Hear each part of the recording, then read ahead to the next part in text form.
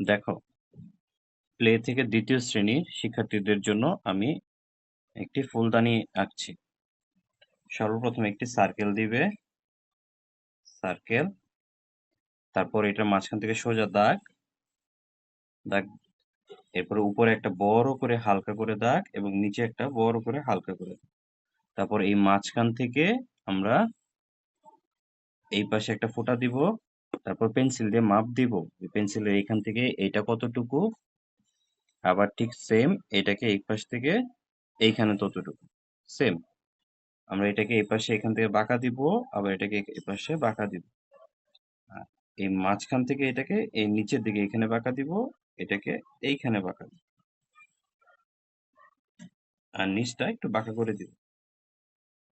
এই গলায় একটা দাগ, তারপর গলায় আরেকটা দাগ, তারপর পেটের মাঝখানে একটা দাগ, এইখানে একটা দাগ। এই যে এটা হলো আমাদের ড্রয়িং। কেমন? এটা হলো ড্রয়িং। আবার ঠিক সেম এই পাশে আমি আবার করছি। দেখো, সোজা দাগ, গোল, সোজা দাগ, সোজা দাগ দিয়ে উপরে একটা সোজা দাগ, নিচে একটা সোজা দাগ, শেষ। এখন আমরা এখানে, আমি সাইন পেন দিয়ে করছি, কিন্তু তোমরা আগে পেন্সিল দিয়ে করে নিবে। এই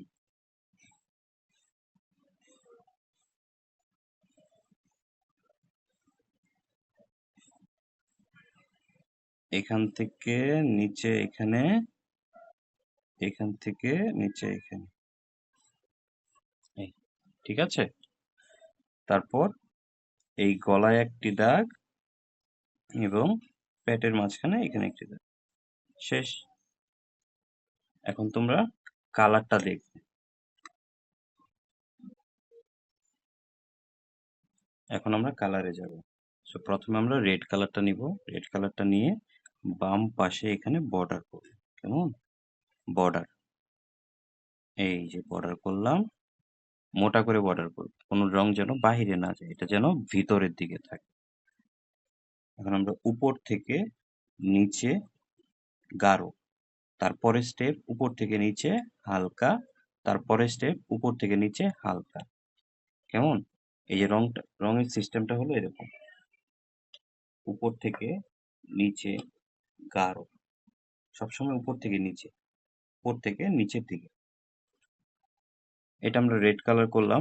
এখানে রেড, রেডের হালকা কালার হলো কি, হয় গোলাপি নয়তো কমলা। কেমন? তো আমরা এই পাশে অরেঞ্জ কালার করবো, এটা পরে দিচ্ছি। এখন আমরা মাঝের অংশে কি করব, গ্রিন কালার করব। ঠিক সেম একই ভাবে এখানে আমি বর্ডার করব। আগে মোটা করে বর্ডারটা করে নিই, তাহলে কি হবে, আমার কালার বাইরে যাবে না। তারপর উপর থেকে নিচে গাঢ় একবার, তারপরে উপর থেকে নিচে একটু হালকা এক দুইবার, তারপর উপর থেকে নিচে একটু হালকা তিনবার। এই যে তিনবার আমরা এখানে গাঢ় সবুজ করেছি। এখন এটাতে কি হবে, এটাতে সবুজের হালকা কালার হলো টিয়া কালার। এই যে আমরা টিয়া কালারটা করব। এখন আমরা নিচের অংশে ব্লু কালার করব। আগে বর্ডার, এই উপর থেকে নিচে গাঢ়, তারপরের স্টেপে হালকা, তারপরের স্টেপে হালকা, তিনটা স্টেপ শেষ। আমাদের গাঢ়র কাজ শেষ। এখন আমরা নিচে থেকে শুরু করি। এখন এখানে হালকা করব। এখন আবার উপর থেকেই শুরু করি। সো এখানে যেহেতু আমরা লাল করেছিলাম, এই জায়গাটা কি হবে, এখন অরেঞ্জ কালার হবে। গাঢ়, সবটা গাঢ় করে ফেলব। আর ডান পাশে আগে সবসময় একটা বর্ডার দিয়ে নিই।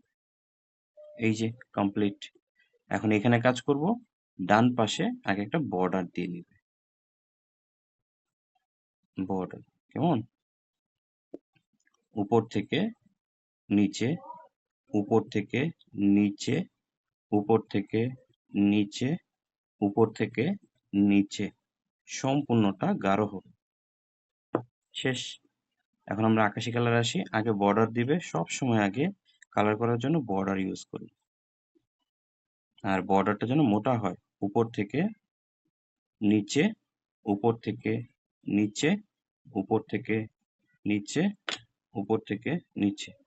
ব্যাস, এই তো এতটুকু অংশ হয়ে গিয়েছে। দেন আমি এই মাঝের অংশে যাচ্ছি।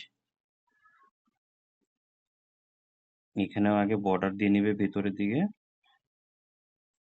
তারপর ব্লু কালার দিয়ে এই এই পাশে গাঢ় আর এই পাশে বা হালকা। এখন আমরা পার্পল কালার দিয়ে একটু নকশা করে দিই, একটু বর্ডারের মতো করে দিয়ে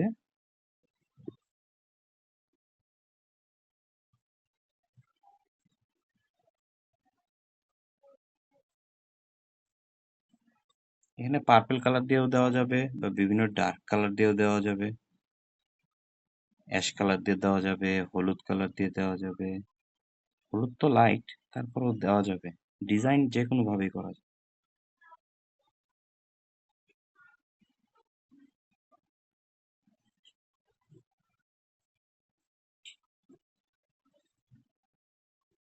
এই যে আমাদের কাজ শেষ। কেমন? ও আরেকটু কাজ আছে, এখানে অ্যাশ কালার দিয়ে আমরা কি করব, একটু শেড ব্যবহার করব। এখন এখানে বুঝতে হবে যে এই বাম পাশে ডার্ক কালার, ডান পাশে লাইট কালার, ঠিক আছে? তো যেখানে ডার্ক কালার থাকবে সেই অংশে শেড পড়বে, ছায়া পড়বে।